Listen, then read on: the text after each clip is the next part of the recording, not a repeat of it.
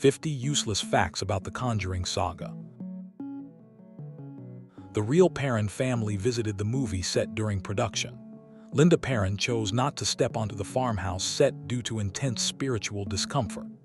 Actress Vera Farmiga reported finding 3 digital claw marks on her computer screen after reading the script. She discovered similar physical marks on her thigh a few days later. A real Catholic priest blessed the film set before shooting began. The production team insisted on this ritual to protect the cast and crew from negative energy. The actual Annabelle doll is made of cloth and rag, not porcelain. The movie production team redesigned the doll to look much creepier for cinematic effect. The original title for the first movie was The Warren Files. Warner Bros. Later changed the name to emphasize the haunting aspect of the story instead. 8 different entities reportedly possessed the real Perron house over the decades. The film compressed these multiple spirits into the singular character of Bathsheba Sherman. The production crew built an entire replica of the Rhode Island farmhouse in North Carolina. They constructed the massive set on a soundstage to control the lighting. Patrick Wilson bought a vintage truck identical to the one Ed Warren drove in real life. He felt deeply connected to the investigator through this specific vehicle. The real Bathsheba Sherman was legally tried for the murder of an infant child. The court found her not guilty due to a lack of physical evidence. Lorraine Warren made a brief cameo appearance in the first film. She sits in the front row of the audience during the university lecture scene. The Crooked Man entity was not created using digital special effects. Javier Batet performed the jerky body movements live on camera using his unique physical flexibility.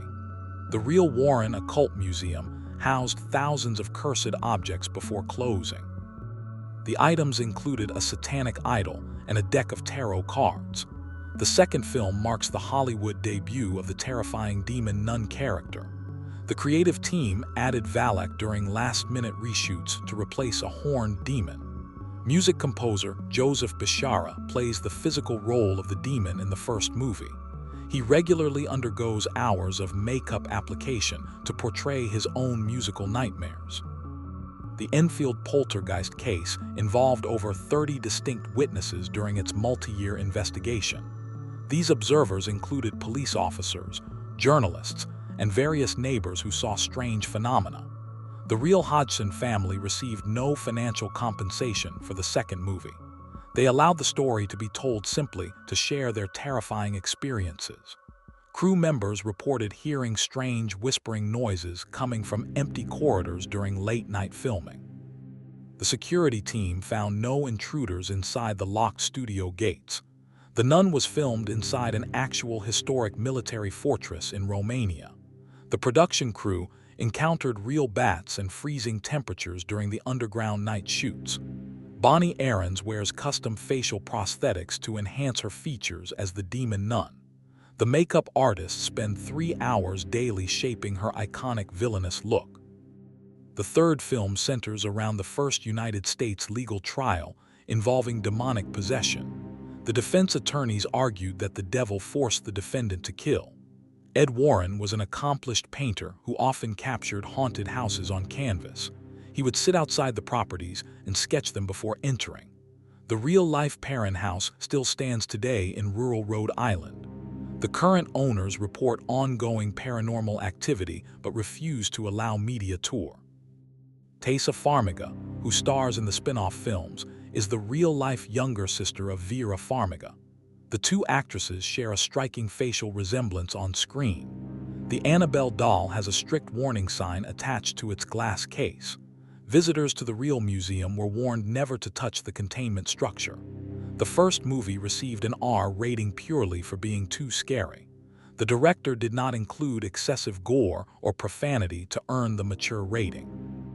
A heavy television set mysteriously levitated on the Enfield set during a lunch break. The equipment was unplugged and sat on a sturdy wooden table. The production designers used historical crime scene photographs to perfectly replicate the Amityville basement. They matched every single wooden beam and brick wall color. The real Arn Cheyenne Johnson served 5 years of his 20-year prison sentence. He was released early from his confinement for good behavior behind bars. The sound design team used real animal bones snapping to create possession noises. They recorded these audio tracks in a soundproof studio for clarity. Sterling Jarens played the daughter of Ed Warren in multiple franchise installments. She grew up on the film sets over the course of a decade. The franchise became the highest-grossing horror universe in cinematic history. The combined global box office ticket sales surpassed $2 billion total. The production crew used real rain machines that flooded the backyard set during the first film. The actors spent 12 hours a day freezing in wet clothes. The character of Bathsheba was actually buried in a historic cemetery near the farmhouse. Her real gravestone was vandalized multiple times by aggressive movie fans. Ed Warren was the only officially recognized layman demonologist by the Catholic Church. He lacked formal theological degrees, but possessed decades of practical experience. The real Perron family stayed in a local hotel during the film production. They refused to visit the outdoor woods set after the sun went down. Over 100 individual crosses were handcrafted by the prop department for the second movie. The set decorators nailed them to walls upside down for scenes. The opening sequence of the second film features a real antique sewing machine. The machine began operating on its own while the camera crew calibrated lenses. The real David Glatzel was only 11 years old when his possession began. His family witnessed him levitating and predicting future events before the exorcism. The Nun movie used digital effects to erase hundreds of modern electric light fixtures. The Romanian historical sites lacked authentic medieval lighting setups. The Warren family kept a priest on call throughout their entire active career. They required spiritual cleansing after visiting particularly dark and oppressive home environments. The tree used for the hanging scenes in the first movie was completely artificial. The special effects department built it out of plaster and steel pipes. James Wan directed the first 2 installments before stepping back into a producer role. He wanted to focus his creative energy on developing broader universe storylines. The real-life Enfield house was located in a council suburb of North London. The small interior rooms made filming claustrophobic for the camera operators. The real Lorraine Warren passed away during the development of the third main film. The cast dedicated the completed movie project to her memory and legacy. The spin-off movie character La Llorona belongs to traditional Mexican folklore stories. The writers connected her to the franchise through a shared priest character. The actors playing the possessed children received specialized movement coaching before filming. They learned how to contort their bodies safely without pulling muscles.